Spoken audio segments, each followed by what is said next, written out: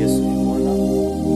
Karibu sana katika ibada yetu kanisa yetu ya Church of God Miracle Worship Center, ambao tunapatikana Ganjo, few meters from the Tamak Road, ukiingia na street ya Kimuroni. Niko hapa nikufundishe na Mungu ataweza kukubariki.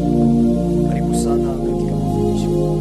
Jioni ya leo ningependa kukufundisha kuhusu fasting ama maombi ya kufunga.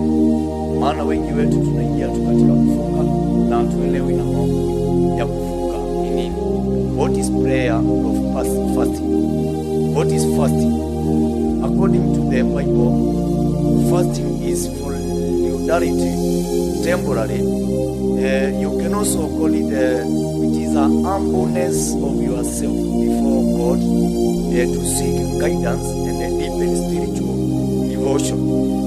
Maana wengi wetu tunaingia tu katika kuomba na hatuelewi na maana ya fasting